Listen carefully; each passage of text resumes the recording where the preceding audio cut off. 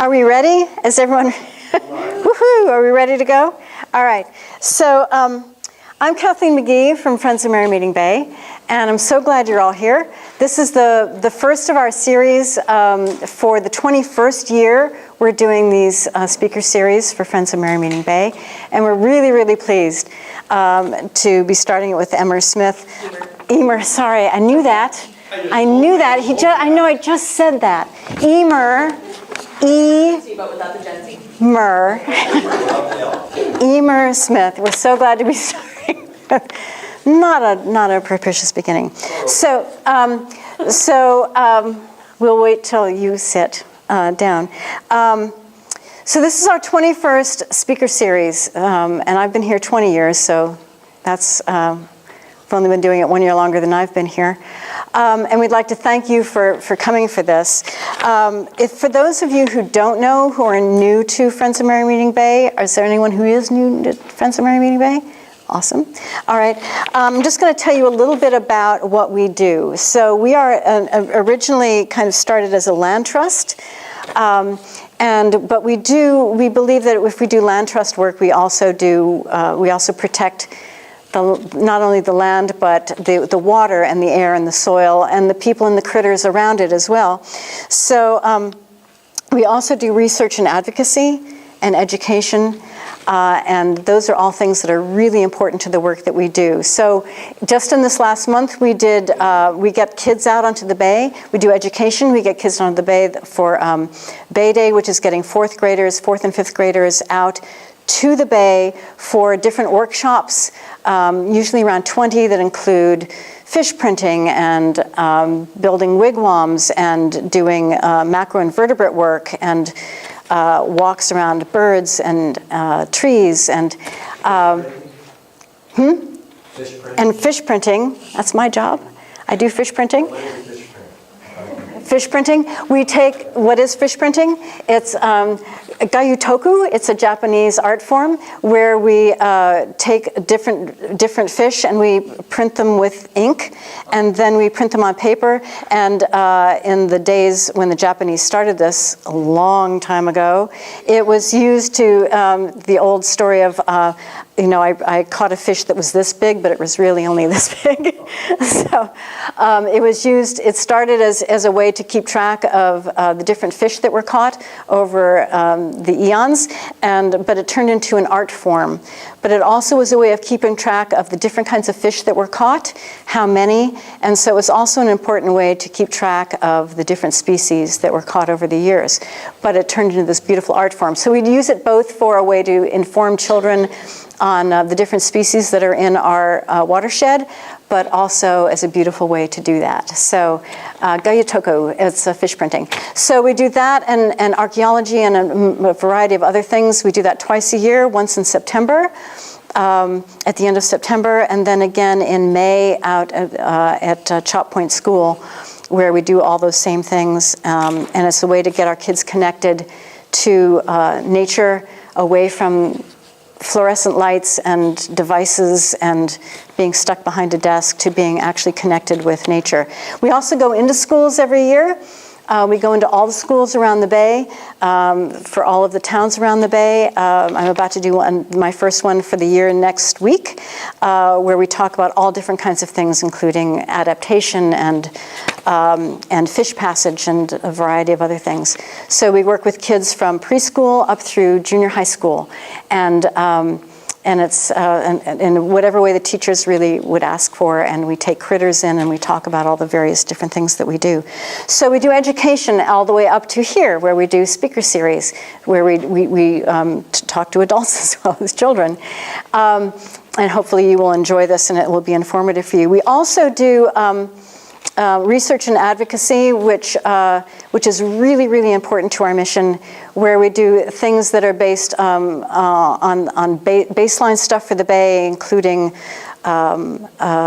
sediment studies and current studies. We've worked with different agencies in the state. We work at the federal level as well.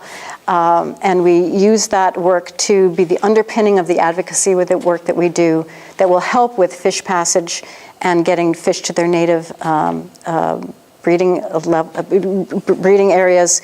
And so all of the things that we do are intertwined so that we can use all the work that we do to benefit the entire environmental area that we work in.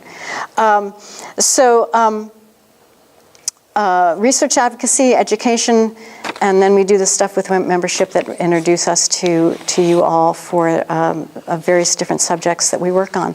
Patagonia helps us with this speaker series every year. It costs us about $1,000, and they help us by giving us products that we then raffle off. Unfortunately, we don't have that item here, so it's going to kind of be, we forgot to bring it, which is a first. But we can offer it to you later. We can get it to you. So we'll pass this basket around if you'll put some money into the basket to help pay for this and future speaker series that we have that goes from October through May. We will get you, what we have, their hats. Hat and a little storage kind of bag thing. And basically a small nylon bag that you can use in backpacks and other things to kind of keep track of your goodies that are in a backpack. I don't want to interrupt you. We also have a sign-up sheet. What the sign-up sheet does is it lets us know the things that people are interested in. The more people that come to maybe a speaker series, we'll do more of that particular thing if we can kind of get an idea of how many people come to each speaker series that we do. This is for the gift or the raffle that we have for you that is not here tonight, so I apologize. A hat or the container that we have. There is a paper here that you can put your name on, and we will draw the raffle, and when we're done, you can put your name on it with this pen, and then put money in this little guy right here, and we'll pass that around as well. I'll just hand that to you right now. Yeah, the money goes in the basket, and the paper goes in the bin, in the tin can thing there. Right. Although the money's in the tin can thing right now. Both in the tin can right now. They're both in the tin can right now. And we'll draw that name, and then we'll get you the Patagonia item of clothing when we draw it. For next month, for the November 8th presentation, we have of sturgeon, crocodiles, and ice, which features noted expeditioner, environmental scientist, and author John Turk, who will be at the Beam Classroom at Bowdoin College's Visual Arts Building in Brunswick. And is co-sponsored by Bowdoin's Perry McMillan Arctic Museum and the Arctic Studies Center, and we're looking forward to that. That should be a really great program. So for this program tonight, the TikTok,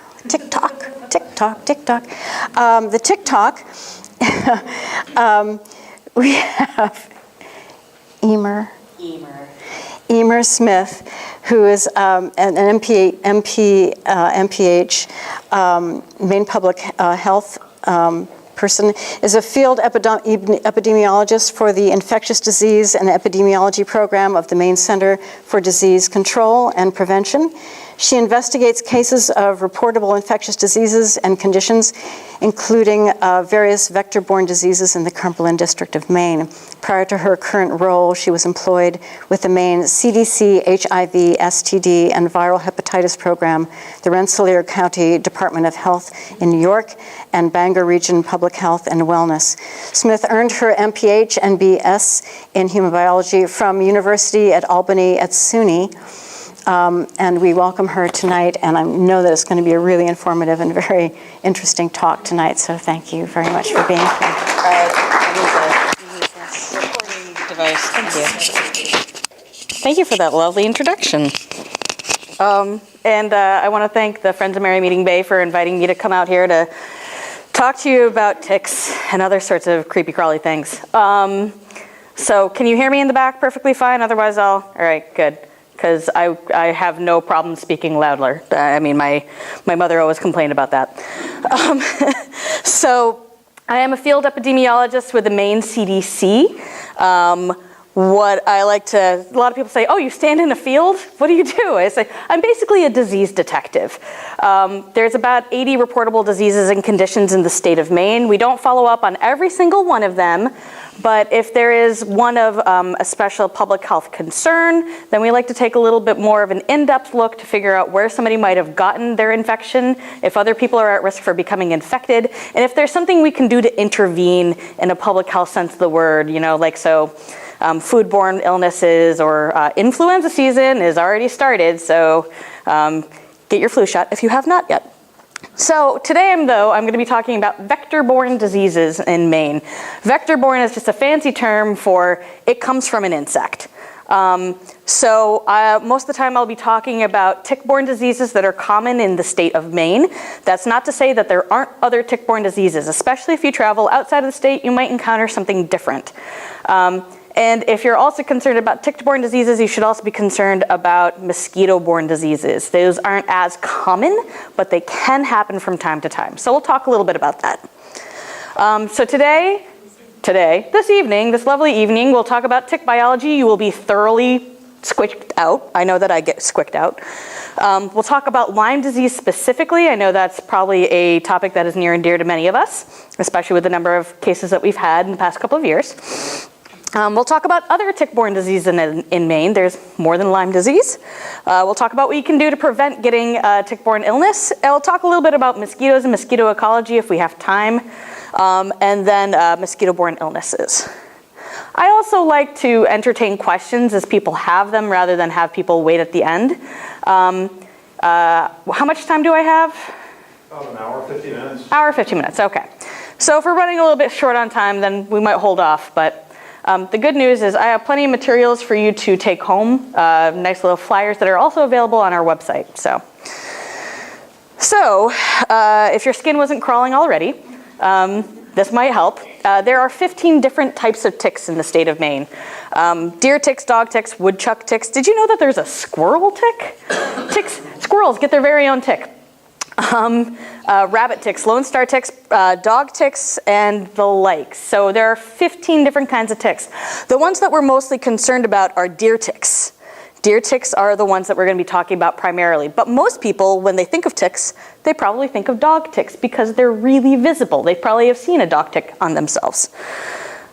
So the deer tick, also known as the black-legged ticks, Ixodes scapularis, is the tick that transmits most of the illnesses in the state of Maine. That includes Lyme disease, anaplasmosis, and babesiosis. The problem with deer ticks is that when they are in their nymphal stage, which happens during the summertime, they are teensy, teensy tiny. Think about the size of a pinhead. So you might have one on you and you never know it. Even when they're in their fully grown adult size, they're still about the size of like an apple seed or smaller. So, deer ticks and dog ticks are different though. Deer ticks carry a lot of disease. Deer ticks can be identified by this little black shield on their back. It's called a scutum. It's a fancy term for a shield. They have a reddish-brown body.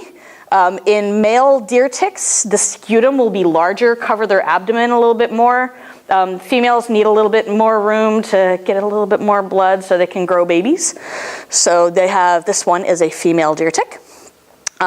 This is definitely larger than actual size than what appears on the screen.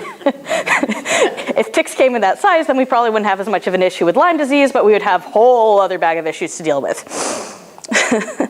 So dog ticks, as opposed to deer ticks, are a little bit larger. They're about the size of a sesame seed. Dog ticks have, their scutum, they have what I like to call racing stripes. Not that they're super fast, but they're extra decorative. So these racing stripes, sometimes they're a little bit more white all over the scutum. This is how you tell whether you have a dog tick versus a deer tick. Why is that important? Dog ticks don't typically carry disease in the state of Maine. Deer ticks do. You're more likely to find a dog tick on you or your animals than you are a deer tick because they are larger. Dog ticks and deer ticks do have different habitats. Deer ticks like to hang out in the wooded areas. Dog ticks like open shrubby or open grassy areas. So, but dog ticks generally do not carry disease. If you find a dog tick on you, it's a nuisance. It's not pleasant. I screamed when I saw one on me, and I ran around, and then I promptly got my tweezers out. But they don't carry disease as opposed to deer ticks. So as a comparison, this again, not to scale, these are dog ticks on the bottom row and deer ticks on the top row to show you their approximate size against an inch. So on the left-handmost side, this upper row, this is the size of a nymphal tick, or a tick that you would typically find in late spring throughout the summer. After they have a blood meal, they grow up a little bit more, and then they become adults. So this is the size of the adult tick. The leftmost one is the male. The one in the middle right there is the female. And then the ones on the bottom, this is the male, that's the deer tick, sorry. This is the male dog tick. This is the female dog tick. See the difference in the scutum size, the shield. So one of the ways that you know that you have a tick on you is after it has a blood meal and it engorges. So when a tick latches on and secretes an anesthetic and an anticoagulant, so you don't feel that it's on you, and it thins out your blood, and it hangs out there for as long as it takes for it to get a blood meal. That can take some time. So most people, if they do find a tick on them, it's been after it's grown up to a big enough size that, oh, there's a bump here. Oh, that's a tick. And then you can remove it. But that means if it's that big, it's probably been on you for long enough that it's gotten a decent enough blood meal. Slide. So this is the life cycle of the deer tick. It's the circle of life.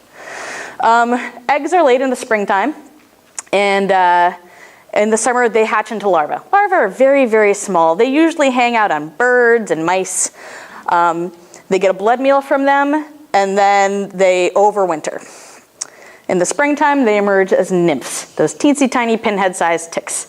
You will typically start to see nymphal ticks in late spring, early summer, and then the risk of human infection is greatest in the late spring and early summer because you have a greater risk of having a tick on you that you never knew you had. As they get another blood meal, then they grow up and they become adults. Nymphal ticks and adult ticks pretty much will, if it bleeds, they will feed. They will latch onto anything they can get blood from. They prefer deer. What a surprise, deer tick. Deer, humans, foxes, dogs, cats. They'll even feed on lizards, if there are lizards around. Thankfully, we don't have too many of those in the state of Maine. But again, so the nymphal ticks grow up over the summer. They have their summer of love. Come autumn, they're finally adults. They're all grown up. They find a mate. They overwinter, and the females lay eggs in the spring, and the cycle renews again. So it's important to know that if the temperature is above freezing, ticks are active. So even if you're out in the dead of winter and it's a nice, nice day, unseasonably warm, you know, not too much snow on the ground, if you're out in the woods, you're at risk for getting a tick on you. So don't think that if you're in the dead of January that you're completely free from risk. If it's Where are they when they're sort of dormant then? Are they just on the ground, or are they buried a little bit? Or? under leaf litter. Excuse me? Under leaf litter. Leaf litter. Yeah, typically. I'd like to ask about the woods. Yes. You talk about being out in the woods.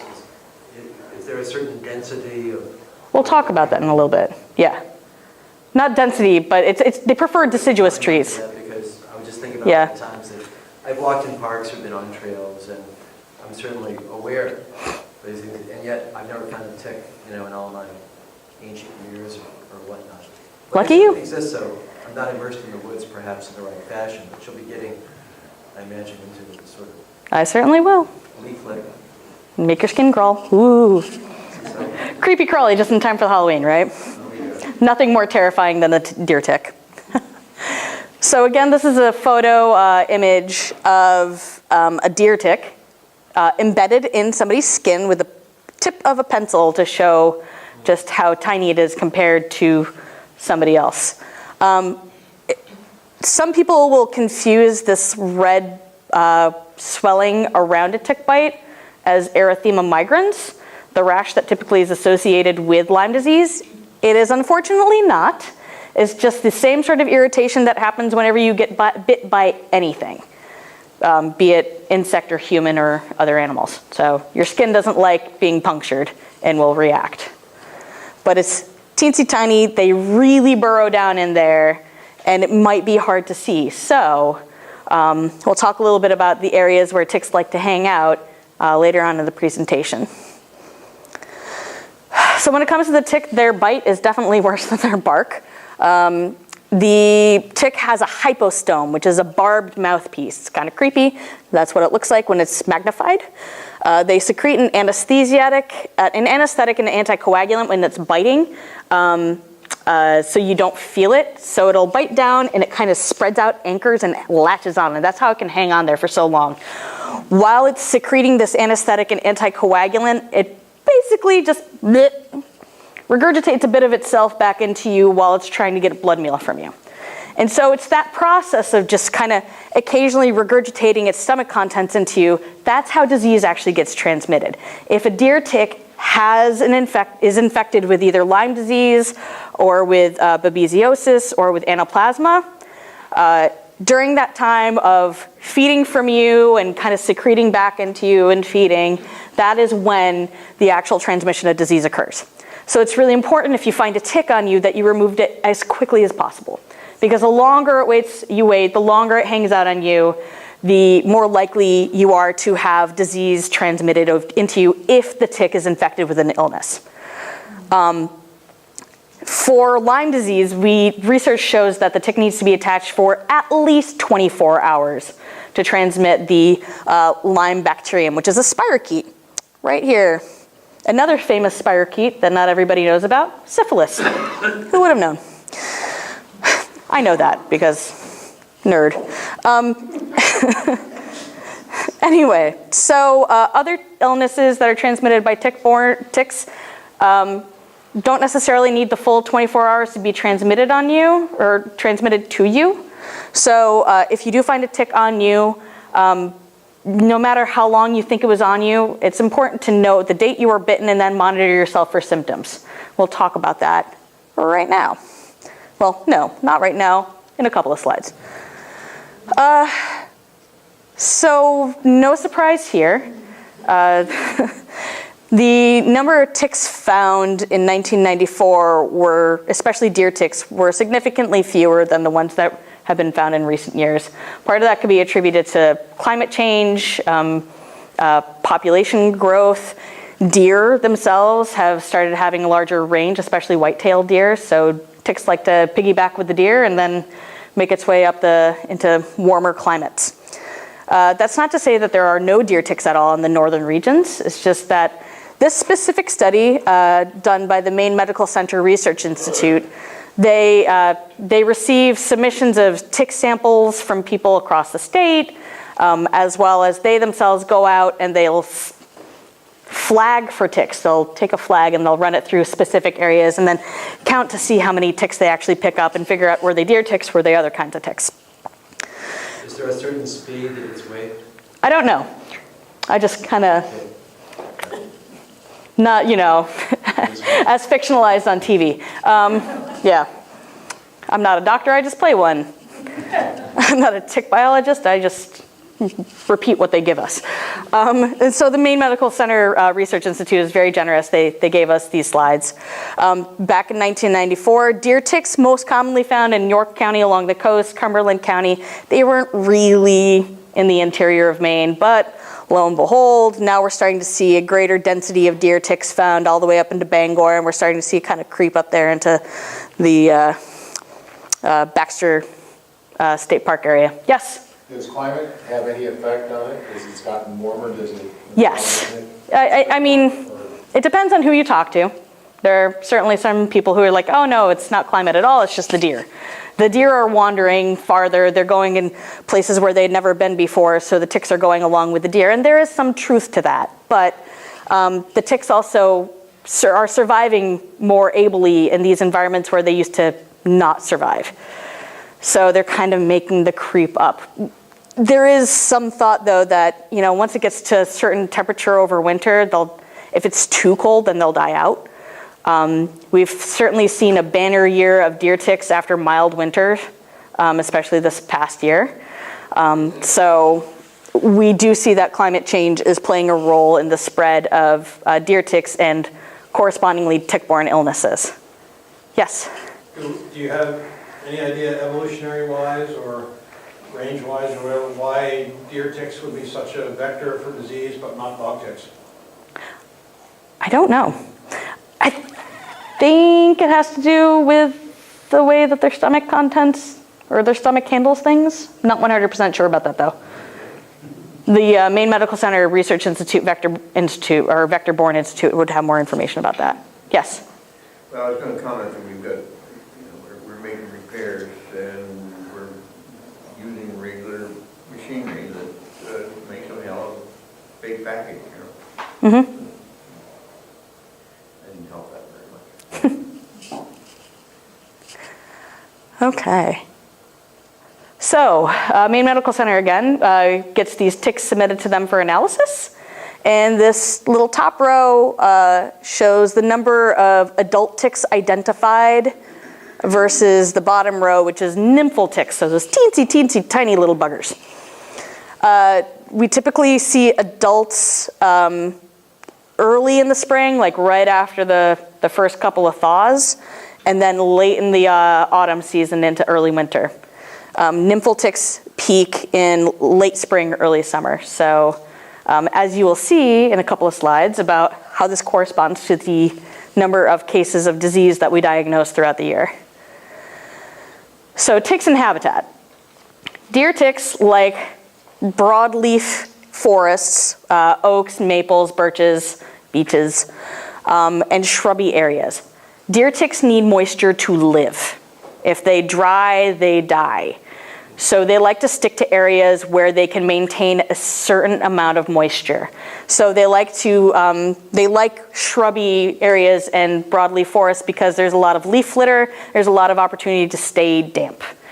It's not to say that they are not found in other places, especially if they're hanging out on another animal and the other animal goes somewhere else, then they'll go wherever that animal goes. But deer ticks will, on their own, try to stay in an area where they can stay moist. Yes? Are they land-based or can they go in water? They don't die in water.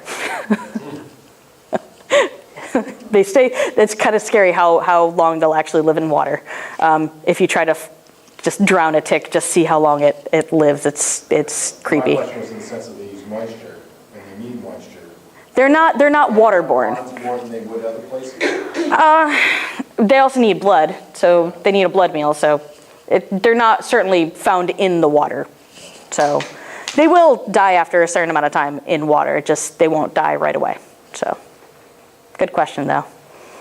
The last thing I would need is a deer tick in the pond. What is the normal life expectancy? Do they have repeat breedings multiple years or do they die after they? I think they die after they lay eggs. That's a good question though. I never actually figured that out. I just want them not on me. So deer ticks you will find in woody, shrubby areas. Important to note. Dog ticks, open, dry habitats. Dog ticks don't have that same sort of need for moisture in order to live. So if you're out wandering around in a field and you find a tick on you, chances are it's probably going to be a dog tick. You don't need to worry as much. Again, nuisance, not a concern. It's nice pictures too. Any questions about the habitat before I talk about diseases specifically? Anybody skin crawling? Yes? We have somebody who isn't able to come today, and she was worried. She said, are they very happy in the barberry bushes? She has many barberry bushes around. Yes. They do. They love barberry bushes. They do. Yeah. I found that out from the Maine Audubon Society. Yeah. So, yes. Will they leap? I mean, if you're on a path, will they actually spring? So I'm glad you mentioned that because I forgot to tell you about how you get on a tick on you in the first place. So ticks will hang out on the tippy top of a very end of a blade of grass or a leaf, or they'll just kind of hang out there and they'll wave their arms. They'll do their little ticky dance. And they'll wait for something with a heat signal to come by. So the heat. So they wait for the heat. And then when they feel heat coming by, they will, they don't necessarily jump, but they will try to latch on. So when something brushes by, be it a deer, a fox, a cat, your golden retriever, your beagle, you, your loved one. That changes the heat that's passing the animal. Yep, the heat and the carbon dioxide. It's a heat signature. Yeah, and so then they latch on and then it'll crawl up. They'll try to find someplace a little dark, a little damp, and then they'll latch in. So, yes? Clothes affect the heat signal? Not necessarily. I mean, because they'll latch onto clothes too on the outside. So, but personal repellents definitely will affect that. So if your clothing is treated with permethrin, then it'll... Oh yeah, there you go. Just walk around with a tinfoil hat all the time. Seems to work for some people. So let's talk a little bit about Lyme disease specifically. How many people here have either known somebody who's had Lyme disease or had Lyme disease themselves? I'm not surprised. Lyme disease is a very common illness reported in the state of Maine. It is second behind chlamydia. Weird true fact. So the symptoms of Lyme disease, it starts out innocuously enough, kind of the same sort of flu-like illness that you see with almost any disease, really. So muscle, joint pain, fatigue, fever, chills, headaches, swollen lymph nodes. What makes Lyme disease different is this appearance of the erythema migrans, or also known as the bullseye rash. True fact, the rash doesn't necessarily appear where you've been bitten. It can sometimes happen in other parts of your body. Sometimes you can have more than one. But not everybody who gets Lyme disease has this rash either. So, if you are bitten by a tick, and you know you were bitten by a tick, you should monitor yourself for symptoms for the next 30 days. Mark it on a calendar. Draw a little tick on your calendar. And then if in 30 days you develop flu-like symptoms, get yourself to a doctor. For some people, their immune system is robust, they fight off infection, they don't have any lingering complications, or they get treated early, they don't have any lingering complications. For some people, their symptoms may be so mild that they never notice that anything is awry until they start having later manifestations of Lyme disease. That includes arthritis with recurrent brief attacks of joint swelling, lymphocytic meningitis, so swelling of the meninges and the neural tissue and the tissue that lines the column of your spine. Cranial neuritis, commonly known as Bell's palsy, where one side of your face droops, but it's not caused by a stroke. Encephalitis, or swelling of the brain. And sometimes it actually causes cardiac manifestations, where your heart doesn't beat the right way. In fact, Lyme disease was initially identified in Lyme, Connecticut, because there were these cases of 9-year-olds developing really crazy arthritis, huge swollen knees. They had no idea what was causing it back in the 70s until they figured out it was caused by the spirochete Borrelia burgdorferi. So, back one. So, in 2015, these were the number, every dot placed randomly within a county of residence for each confirmed case of Lyme disease in the United States. Lyme disease has been diagnosed in every single state in the country. However, it is most predominantly found in the Northeast area and in the Great Lakes area of Minnesota, Wisconsin, and Illinois, and Michigan. And that corresponds directly to the pattern of where deer ticks are found and where white-tailed deer are found. That's not, so some of these other dots that are diagnosed in other states frequently are tied to people who travel up north, come back, develop Lyme disease, get diagnosed where they live. So, but as you can see, the Northeast, we got it made in the shade, in the blue shade, the blue dot shade of Lyme disease. Also, apparently Connecticut is just, I mean, I don't like the traffic in Connecticut anyway, so I guess I have another excuse not to visit. The number of cases of Lyme disease have gone up over the past couple of years. Since 2007 to last year, we had 1,485 cases reported to us. Part of the reason why Lyme disease, the number of cases reported has gone up is also partially because of increased public awareness about Lyme disease, increased provider awareness to test for Lyme disease. But we also think that the number of cases reported to us are an underestimate because not everybody who is infected with Lyme disease seeks out medical care. And if they don't seek out medical care and get testing, then we never find out about it. So these are the only ones that we actually know about. So we think this is probably a severe underrepresentation of what's actually out there in the state. If they don't get treatment, Huh? what happens to them?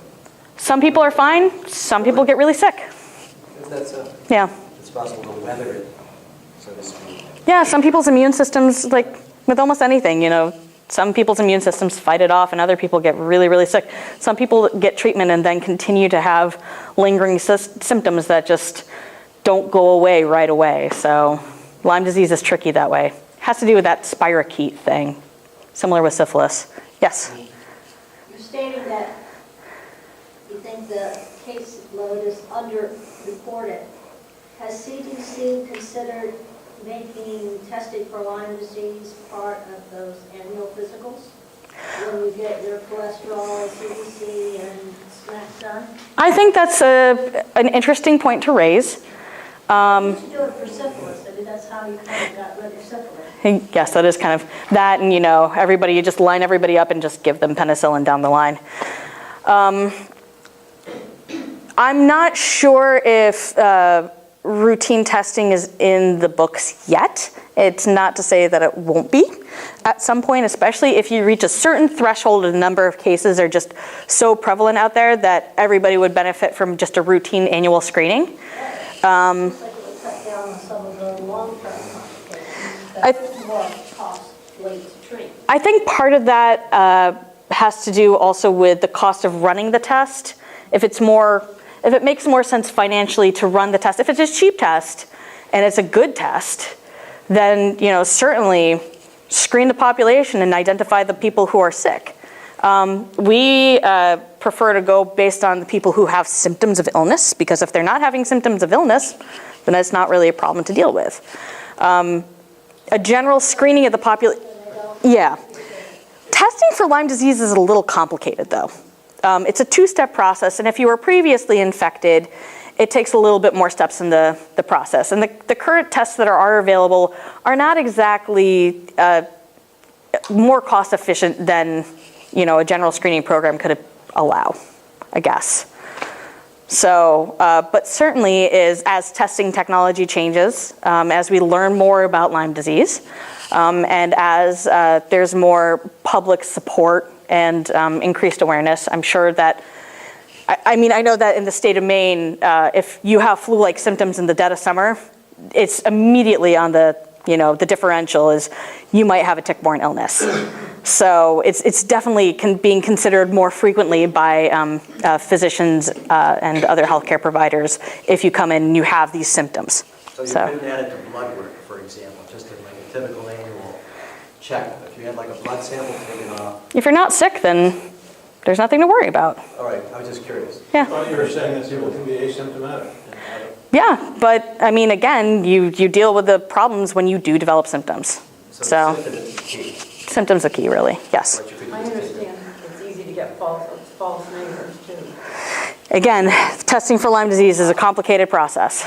So it's a two-step process in which you have to pass the first gate. And if the first gate is either yes or maybe, then you go on to the second gate.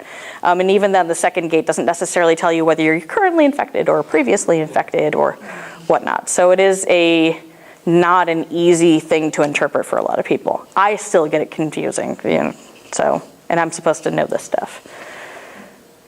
Other questions? Okay. Remember that spread of ticks throughout the state of Maine from 1994 to 2013? Well, lo and behold, look at the spread of Lyme disease from 2004 to 2016. We used to see most cases primarily along the southern area, but now we're starting to see more and more cases throughout the state. So this is the rate of cases diagnosed in each county. The more red you go, the more disease is being found in that county. So now we're seeing pretty much everywhere, except for the county, having a pretty active number of Lyme disease cases per their 100,000 population. And again, remember that graph with the nymphal ticks versus the adult ticks? We tend to see cases of Lyme disease spike in June, July, and August. It's been a very busy summer for us. But we do diagnose cases throughout the year. Part of that is, again, because ticks are active whenever it's warm, but also people sometimes don't get immediately diagnosed right away when they do have their initial mild symptoms, or they have symptoms that are so mild that they never get diagnosed until they have more severe symptoms that happen. But typically in the summertime is when we see the number of cases of Lyme disease spike, as well as anaplasma and babesiosis, and because it is related to the size of those nymphal ticks. I happen to have some samples of what the ticks look like. They are dead. They're in little tiny vials over here, but you can actually see just how big a nymphal tick is in the vial. They're all labeled so you don't have to play guess the tick, but we also have examples of deer ticks when they're engorged, and dog ticks, so you can see the difference in the size. So when you get a chance, after I talk, you can come over and have some pleasant dreams for the rest of the night. So earlier this spring, we released a health alert notice about the change in the age groups that we typically see Lyme disease in. Currently, we know that most of our cases are being identified in people who are 65 and older. Also, in very young people, so under 14. I would like to think that part of this is because kids, teenagers, and younger kids are lower to the ground. They have, they're more likely to be outside and doing things. And then those of us in the 25 to 64-year-old range are kind of stuck behind desks. So we're not as outdoors as often as some of our other peers. But we also think that part of the reason why people over 65 are more likely to be reported with Lyme disease has to do with an immune system that's not doing as great as it used to, but also lack of mobility to reach the areas to pick off any ticks if there is something in a little bit of a hard to reach spot, or maybe the eyesight's not so great anymore, so you can't really see the tick on you if it's there. Or, some of us don't have partners anymore to help get that tick in that hard to reach spots or check in the spots, because I don't know about you, but I haven't been born with eyes in the back of my head yet. So we do know that there is this difference in age groups diagnosed with Lyme disease. As far as symptoms we typically see in cases of Lyme disease in Maine, about half of the cases reported to us have that typical bullseye rash, the erythema migrans. About 1/3 have some sort of arthritis involvement, so achy joints. A steady 11% have a neurologic involvement, so that Bell's palsy, or maybe even in more severe cases, encephalitis or meningitis. And about 1%, just shy of 1% of cases reported to us have some sort of cardiac involvement. So again, don't expect to see the rash as a sign that you have that you're infected with Lyme disease or another tick-borne illness. Lyme disease is best treated as early as possible, as soon as you'd identify it. If you are bitten by a deer tick, you should monitor yourself for the signs and symptoms of Lyme disease or other tick-borne illnesses for 30 days. And if you have symptoms consistent with Lyme disease, general flu-like symptoms, body aches, arthritis, fever, especially in the dead of summer, go to the doctor, mention that you were bitten by a tick, make sure you get a tick panel. As far as treatment goes, I am just a field epidemiologist, I am not a doctor, so I cannot tell you the best treatment for you. We refer people to the Infectious Disease Society of America. Their treatment guidelines haven't really changed in the past decade or so because it still is the best recommended treatment based on evidence. Yes? Yeah, that's what you do in the field. When you personally go into the field, is it to gather ticks or? My field is an office space. It's a cubicle. When I go out into the field, it's I wish I could go out into the field more often. It'd be nice. Sunshine is a fantastic thing. I'm just curious. I mean, if someone called into your office, would you respond to a complaint? Would you leave your cubicle and go out and talk to them? If only. I do a lot of phone calls. I don't get. Sometimes I get to get out of the office and do in-person interviews, especially for infections where somebody is hospitalized. and it's easier to talk to them in person versus trying to get them on the phone. But sadly, I'm a desk jockey. Well, you have a nice man, I'm sure you're very good on the phone. Oh, thanks. I make a lot of puns. It helps. So if you have questions about treatment, I would point you in that direction. It's full of lots of technical jargon. Yes? IDFA guidelines are grossly outdated. The ILADS guidelines are better, and the CDC has added them to their page. But I notice you don't have ILADS up there. This is the one that we refer to because it's the one that the CDC still promotes. Part of the reason why it hasn't been updated is because there hasn't been any evidence to suggest that it needs to be updated, as far as I'm aware. They're continually reviewing studies as they come out as far as different courses of treatment. And they do have updates on the CDC webpage about alternate treatment regimens. The main page has the ILADS, and it's got National Institutes of Health and National Guidelines, Clearinghouse, which are all wonderful. Yeah. It would be nice if those were made available to people to compare. Okay. Yeah, no, I mean, certainly there is other resources that are available, especially for any healthcare provider who does call us up and say, where do I go for this information? That's where we point people to, is the federal CDC webpage, which also has a lot of the National Institutes of Health links, including research that is being done even beyond what's currently been done. So, yeah, thank you. Other tick-borne diseases. So moving away from Lyme disease. Not everybody who gets an illness from a tick is Lyme disease. It's not always Lyme disease. There's also anaplasmosis, which is a fun word to say. Anaplasmosis is carried by the deer tick. Symptoms can be mild. Again, those flu-like symptoms of fever, headache, body aches. And it could also be very severe. So encephalitis, death. You can't really get much more severe than death. We recommend that testing, if it is done, I don't know if there's any healthcare providers here who do any sort of diagnostic testing. We prefer the PCR test that looks for the DNA of the infection versus other kinds of tests. Anaplasmosis cases have been increasing in the States since 2007. 2016, we had 372 cases. As of, where's my piece of paper? It's over here. As of the end of August this year, we have had 389 cases of anaplasmosis. So we've already well surpassed last year's number. Part of that, again, is also awareness for the healthcare providers about actually testing for anaplasmosis versus just Lyme disease exclusively. But we are seeing more cases of anaplasmosis just in general. Most cases are being diagnosed in Cumberland County, York County, and up into the mid-coast area. But we are starting to see more cases creeping up the coastline. Babesiosis is another tick-borne illness carried by the deer tick. Different, it's not a bacteria. Anaplasmosis, Lyme disease, those are bacteria, so they can be easily treated by antibiotics. Babesiosis is a parasite, so it's a little bit different. Symptoms include fatigue, sweating, dark urine, chills, possible anemia. A lot of the times when we do have a case of babesiosis that we're following up on, somebody's hospitalized because their illness is that severe. Testing, again, should be done with PCR testing.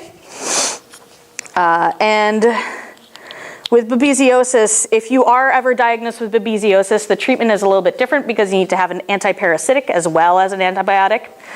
And because there is no test out there that can tell you you have no parasites in you 100%, we would ask that anybody who is infected with babesiosis do not donate any blood or organs from there on out. Some cases of babesiosis actually have happened because of blood transfusions or body part donations. So not a lot, very, very rarely, but it sometimes does happen. Babesiosis screening is now a part of a routine set of screening tests that are done by the American Red Cross whenever you give blood. So, but again, anaplasma and with babesia and with Lyme disease, you can be infected with these things and never know that you had it because you don't have any symptoms. So sometimes you only find out about this if you get screened by the American Red Cross and, oh, you have this thing, by the way. Ah. So when I asked about sort of the asymptomatic aspect of this earlier, it sounded like you're sort of saying no harm, no foul, but can't some of these things come back and bother you much later? that you didn't know you had? a Sometimes, not always. The human body is a weird, wonderful thing.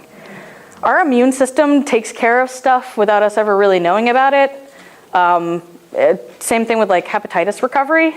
People are recovering from hepatitis infection just naturally versus that other person who happens to get a chronic infection. So same thing with any number of these diseases. So our number of cases of babesiosis have increased over time. What a surprise. Most of these cases are diagnosed in York County and Cumberland County, but we're starting to see that little creep up the coast. So again, with deer ticks, you can only get infected with a disease if the deer tick that bit you had this disease.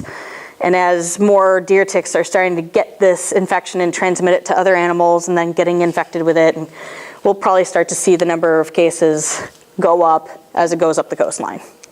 Yes? Do you happen to have the 2017 numbers for that? I do, thank you. Babesiosis, 82 cases so far since August, at the end of August. Lyme disease, well, Lyme disease, we're a little bit down compared to our 5-year median. We only have had 897 cases. Only. That's compared to 3,024 cases of chlamydia. Fun times. I don't have copies of this available, but I will make this available for you to review. This is also publicly available on our webpage. It's our monthly report of infectious reportable diseases. So, yes? Do you know if the number of diseased, the percentage of diseased deer ticks is changing? I don't know that one off the top of my head, but I do know that's something that the Maine Medical Center Research Institute keeps a track of. So I believe when they do that sweeping, the flagging that I don't know how they do and how fast they do the flagging. When they do flagging, part of that is assessing for the number of the tick count, so how many ticks there are there, what type of ticks are being found, and then I do know that they will test some of them. They'll have pools that they'll regularly draw from. Pools of ticks. That is not a pool I want to go swimming in. So they will test those pools to see out of that specific pool, what percentage are infected with an illness. And they do release that data. I don't have it in my brain space, but I do know that the Maine Medical Center Research Institute does have that information.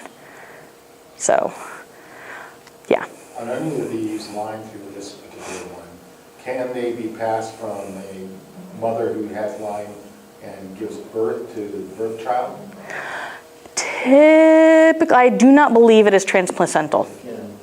I'm living proof, passed it to my daughter after a blood transfusion when I was 10 weeks pregnant with her. I stand corrected.